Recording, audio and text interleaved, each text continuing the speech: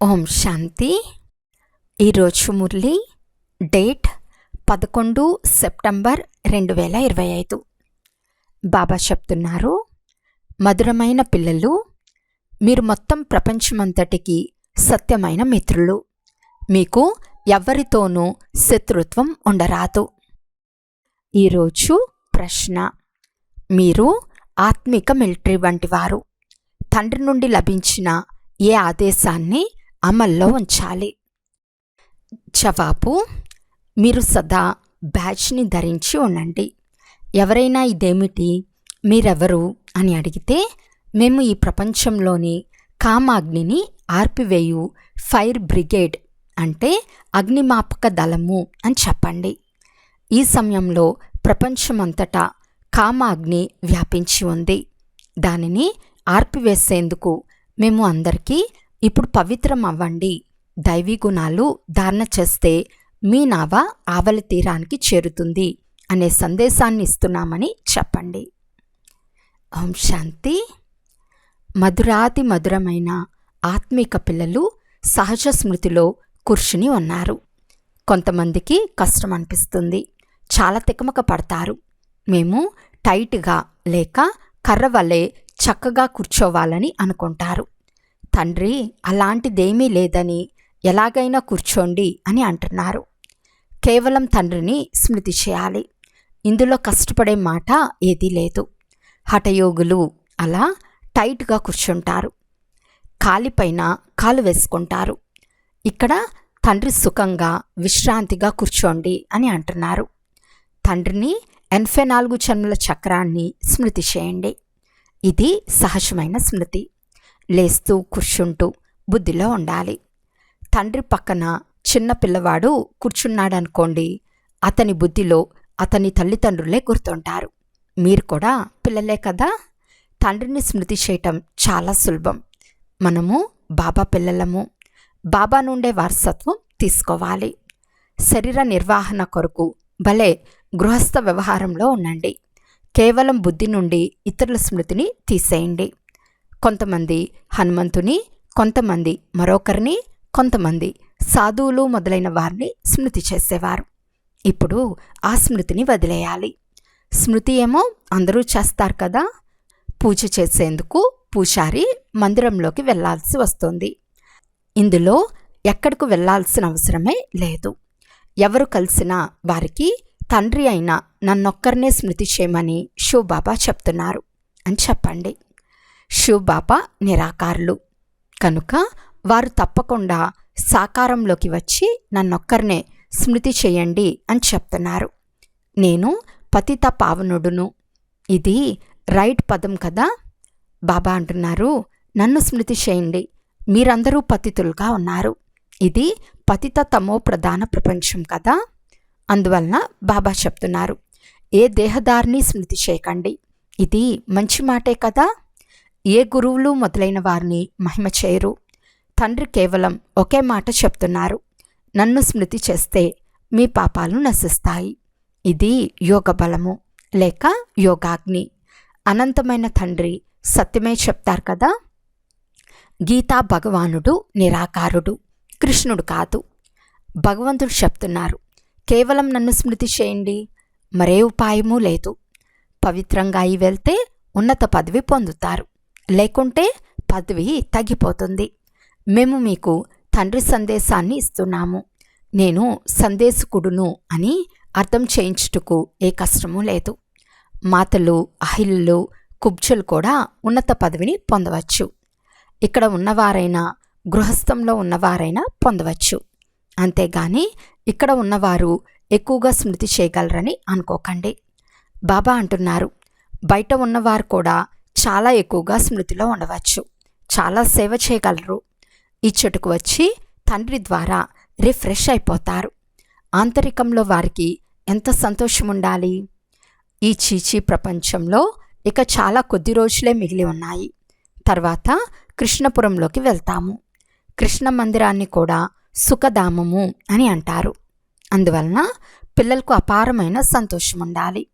మీరు బేహద్దు తండ్రి పిల్లలైనందున స్వర్గానికి మిమ్మల్నే యజమానులుగా చేశాను. మీరు కూడా బాబా 5000 సంవత్సరాల క్రితం కూడా మేము మీతో కలుసుకున్నాము, మళ్ళీ కలుస్తామని అంటారు. ఇప్పుడు తండ్రిని స్మృతి చేసి మాయపై విషయం పొందాలి. ఇప్పుడు ఈ దుఃఖధామంలో ఉండరాదు, సుఖధామంలోకి వెళ్ళేందుకే మీరు చదువుతున్నారు. అందరూ లెక్కాచారం అంతా ముగించుకొని తిరిగి ఇంటికి వెళ్ళాలి. నేను వచ్చిందే నూతన ప్రపంచాన్ని స్థాపించేందుకు. మిగిలిన ఆత్మలన్నీ ముక్తిధామానికి వెళ్ళిపోతాయి. తండ్రి అంటున్నారు, నేను కాలులకు కాలుణ్ణు. అందరినీ శరీరం నుండి విడిపించి ఆత్మలన్నిటినీ తీసుకెళ్తాను. అందరూ మేము త్వరగా వెళ్ళిపోవాలని కూడా అంటారు. ఇక్కడ ఉండవలసిన పని లేదు. ఇది పాత ప్రపంచం, పాత శరీరం. ఇప్పుడు తండ్రి అంటున్నారు, నేను అందరినీ తీసుకెళ్తాను, ఎవ్వరినీ వదలను. మీరంతా నన్ను ఓ పతిత పావన రండి అని పిలిచారు. ఇలా నన్ను స్మృతి చేస్తూ ఉంటారు, కానీ దాని అర్థం ఎవ్వరికీ తెలియదు. పతిత పావన అని ఎంతో పట్టుదలతో భజన చేస్తూ మహిమ చేస్తూ ఉంటారు. మళ్ళీ రఘుపతి రాఘవ రాజారాం అని కూడా అంటారు. అయితే శివబాబా రాజుగా అవ్వరు, రాజపాలన చేయరు. వారిని రాజారాం అని అనటం తప్పు. జపమాల తిప్పునప్పుడు రామా రామా అని అంటారు. అందులో భగవంతుని స్మృతి కలుగుతుంది. భగవంతుడు అనగా శివుడు. మనుషులు అనేక పేర్లు పెట్టేశారు. కృష్ణునికి కూడా శ్యామసుందరుడు, వైకుంఠనాథుడు, వెన్న దొంగ మొదలైన పేర్లెన్నో పెట్టారు. మీరిప్పుడు కృష్ణుని వెన్న దొంగ అని ఎందుకంటారు? పొరపాటును కూడా అనరు. భగవంతుడు ఒక నిరాకారుడని తెలుసుకున్నారు. దేహాన్ని ధరించిన వారెవ్వరిని భగవంతుడు అని అనరాదు. బ్రహ్మ విష్ణు శంకరులు కూడా భగవంతుడు అని అనరాదు. మరి మానవులు స్వయాన్ని భగవంతుడు అని ఎలా చెప్పుకోగలరు? వైజయంతి మాలను కేవలం 108 మందిదే అని గాయనముంది. శివబాబా స్వర్గస్థాపన చేశారు. దానికి లక్ష్మీనారాయణులు అధికారులు. అలా అధికారులుగా అయ్యేందుకు అంతకుముందు తప్పకుండా పురుషార్థం చేసి ఉంటారు. దీనిని కలియుగ అంతమం మరియు సత్యుగ ఆది అయిన సంగం యుగం అంటారు. ఇది కల్పం యొక్క సంగమ యుగం. మనుషులు యుగే యుగే అని అనేశారు. అవతారమని కూడా మర్చిపోయి వారిని రాయారెప్పల్లో కనకణంలో ఉన్నాడని అనేశారు. ఇది కూడా డ్రామాయే. గతించిన దానిని డ్రామా అని అంటారు. ఎవరితోనైనా కొట్లాట జరిగిపోయింది, దానిని గురించే చింతన చేరాదు. జరిగిపోయిన దానిని డ్రామా అని అంటారు. అచ్చా, ఎవరైనా తప్పుగా అనవసరంగా మాట్లాడి ఉంటే మీరు దాన్ని మర్చిపోండి. కల్పకృతం కూడా ఇలాగే మాట్లాడారు. ఆ మాటలు గుర్తుంచుకుంటే అలాగే స్థితి చెడిపోతూ ఉంటుంది. ఆ మాట ఎప్పుడూ ప్రస్తావించకండి. పిల్లలైన మీరు సేవ చేయాలి కదా. సేవలో విఘ్నంలేవి కలగరాదు. సేవలో బలహీనత చూపించరాదు. ఇది శివబాబా సేవ కదా, అందులో ఎప్పుడు చేయును అని చెప్పరాదు. అలా అన్నారు అంటే మీ పదవిని పోగొట్టుకుంటారు. తండ్రికి సహాయకారులుగా అయితే పూర్తిగా సహయోగం ఇవ్వాలి. తండ్రి సేవ చేయటంలో ఏమాత్రము మోసం చేయరాదు. అందరికీ సందేశంనిచ్చి తీరాలి. తండ్రి అంటున్నారు, మనుషుల పేరు చూసి లోపలికి వచ్చి అర్థం చేసుకునే విధంగా మ్యూజియంకు పేరు పెట్టండి. ఎందుకంటే ఇది కొత్తది కదా. మనుషులు కొత్త విషయాన్ని చూసి లోపలికి వస్తారు. ఈ రోజుల్లో భారతదేశ ప్రాచీన యోగంను నేర్చుకునేందుకు విదేశాల నుండి వస్తారు. ప్రాచీనము అంటే అత్యంత పురాతనమైనది. ఆ యోగాన్ని 5000 సంవత్సరాల ముందు స్వయం భగవంతుడే నేర్పించాడు. సత్యత్రేతాయుగాలలో యోగం ఉండదు. నేర్పించిన వారైతే వెళ్ళిపోయారు. వారు మళ్ళీ 5000 సంవత్సరాల తర్వాత వచ్చినప్పుడే యోగం నేర్పిస్తారు. ప్రాచీనము అంటే 5000 సంవత్సరాల క్రితం భగవంతుడు నేర్పించారు. ఆ భగవంతుడే మళ్ళీ సంగం యుగంలో వచ్చి రాజయోగాన్ని నేర్పిస్తారు. దాని ద్వారా పావనంగా అవుతారు. ఈ సమయంలో తత్వాల సహితం తమో ప్రధానంగా ఉన్నాయి. నీరు కూడా ఎంతో నష్టం కలిగిస్తూ ఉంది. పాత ప్రపంచంలో ఉపద్రవాలు జరుగుతూ ఉంటాయి. సత్యయుగంలో ఉపద్రవాల మాటే ఉండదు. అచ్చట ప్రకృతి దాసీగా అయిపోతుంది. ఇక్కడ ప్రకృతి శత్రువై దుఃఖపెడుతుంది. ఈ లక్ష్మీనారాయణల రాజ్యంలో దుఃఖం అనే మాటే లేదు. అది సత్యోగం. ఇప్పుడిది మరలా స్థాపన అవుతూ ఉంది. తండ్రి ప్రాచీన రాజయోగంను నేర్పిస్తున్నారు. మరలా 5000 సంవత్సరాల తర్వాత నేర్పిస్తారు. ఎవరి పాత్ర ఉంటుందో వారే అభినయిస్తారు. బేహద్దు తండ్రి కూడా పాత్ర చేస్తున్నారు. నేను ఇతనిలో ప్రవేశించి స్థాపన చేసి వెళ్ళిపోతానని తండ్రి అంటున్నారు. హాహాకారాల తర్వాత మళ్ళీ జై జై కారాలు అవుతాయి. పాత ప్రపంచం సమాప్తమైపోతుంది. ఈ లక్ష్మీనారాయణల రాజ్యం ఉన్నప్పుడు పాత ప్రపంచం లేదు. ఇది 5000 సంవత్సరాల మాట. లక్షల సంవత్సరాలు ఉండే అవకాశం లేదు. కావున ఇతర అన్ని విషయాలను వదిలి తమ కళ్యాణం చేసుకునేందుకు ఈ సేవలో నిమగ్నం అవ్వండి. అలిగి సేవలో మోసం చేయరాదు.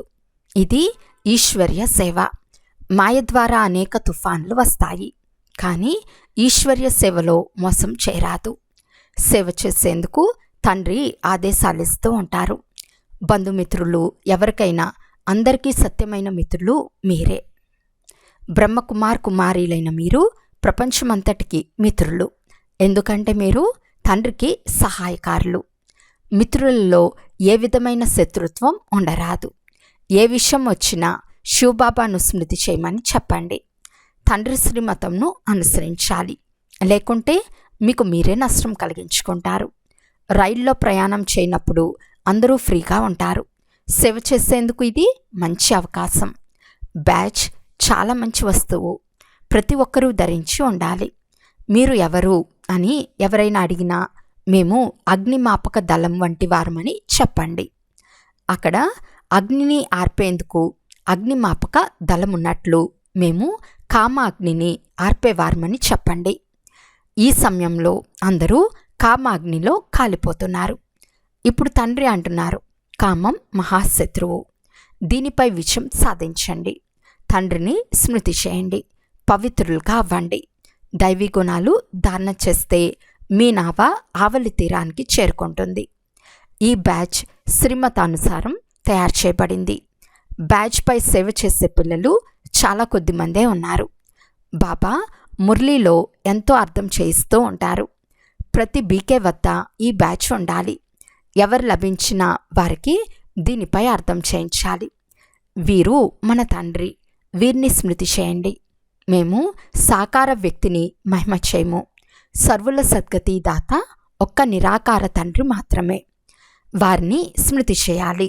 స్మృతి బలంతో మీ పాపాలు సమాప్తమైపోతాయి. తర్వాత అంతిమతి సోగతి అంటే అంతిమ స్థితిని బట్టి మీ జన్మ ఉంటుంది. దుఃఖధామాన్ని వదిలి విష్ణుపురంలోకి వస్తారు. ఇది ఎంత గొప్ప సంతోషకరమైన వార్త. మీరు వారికి సాహిత్యం కూడా ఇవ్వవచ్చు. మీరు పేదవారైతే ఉచితంగా ఇవ్వగలము. ధనవంతులైతే ఖరీదు ఇవ్వవలసిందే. ఎందుకంటే ఇలాంటివి చాలా ఎక్కువ సంఖ్యలో అచ్చువేయించాలి. దీని ద్వారా ఫకీర్ నుండి విశ్వానికి యజమానులుగా అవుతారు. జ్ఞానం లభిస్తూనే ఉంటుంది. ఏ ధర్మం వారైనా వారికి మీరు వాస్తవానికి ఆత్మలు. స్వయంను ఆత్మగా భావించి తండ్రిని స్మృతి చేయమని చెప్పండి. ఇప్పుడు వినాశనం అతి సమీపంలో ఉంది. ఈ ప్రపంచం మార్పు చెందుతుంది.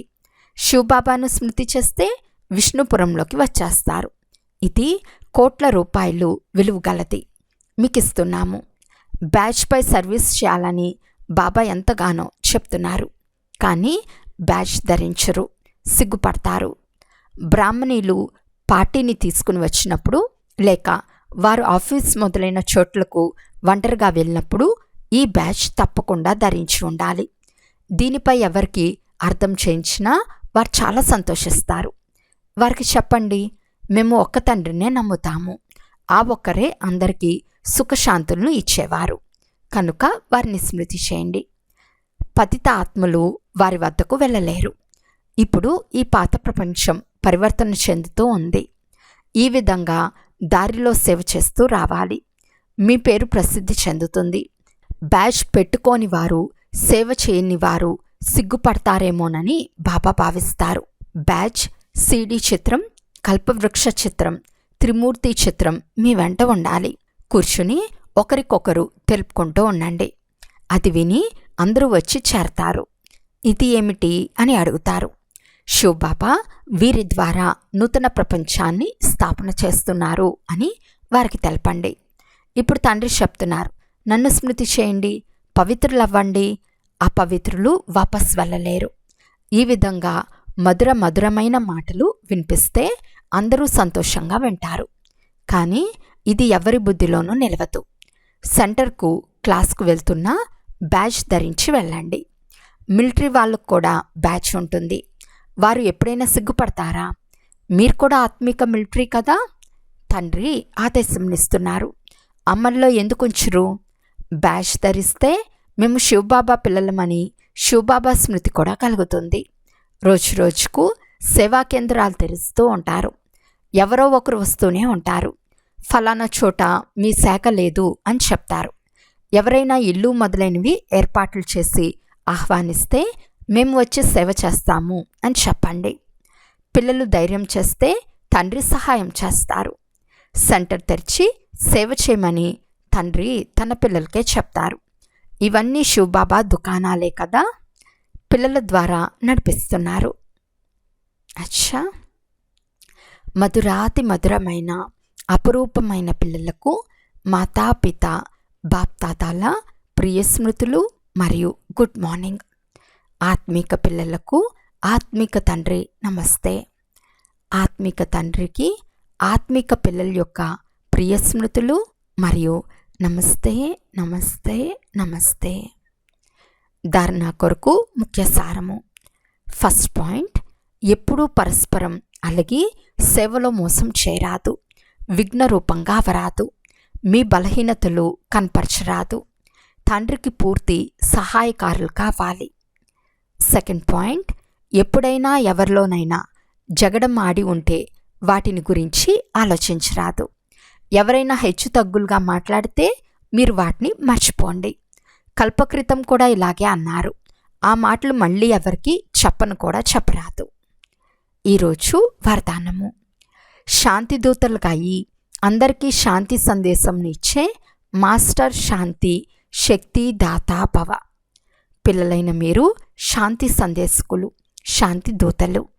ఎక్కడ ఉంటున్నా సదా స్వయాన్ని శాంతి దూతలుగా భావించి నడవండి. మీరు శాంతి దూతలు, శాంతి సందేశాన్ని ఇచ్చేవారు. దీని ద్వారా స్వయం కూడా శాంతి స్వరూపంగా శక్తిశాలిగా ఉంటారు. అంతేకాక ఇతరులకు కూడా శాంతిని ఇస్తూ ఉంటారు. వారు అశాంతిని ఇచ్చినా మీరు శాంతినివ్వండి. వారు అగ్నిని ముట్టించినా మీరు నీటిని వేయండి. ఇదే శాంతి సందేశకులు, మాస్టర్ శాంతి శక్తిదాత పిల్లలైన మీ కర్తవ్యం. స్లోగన్. ఎలాగైతే శబ్దంలోకి రావటం సహజం అనిపిస్తుందో అలా శబ్దానికి దూరంగా వెళ్ళటం కూడా సహజంగా ఉండాలి. అవ్యక్త సూచన. ఇప్పుడు లగ్నం అనే అగ్నిని ప్రజ్వలితం చేసి యోగాగ్నిని జ్వాలారూపంగా చేసుకోండి. యోగంలో సదా లైట్ హౌస్ మరియు మైట్ హౌస్ స్థితిని అనుభవం చేయండి. జ్ఞానం అనేది లైట్, యోగం అనేది మైట్. జ్ఞానం మరియు యోగం ఈ రెండు శక్తులు లైట్ మరియు మైట్ సంపన్నంగా ఉండాలి. ఇలాంటి వారినే మాస్టర్ సర్వశక్తివాన్ అని అంటారు. ఇటువంటి శక్తిశాలి ఆత్మలు ఎటువంటి పరిస్థితినైనా సెకండ్లో దాటుకుంటారు. అచ్చా, ఓం శాంతి.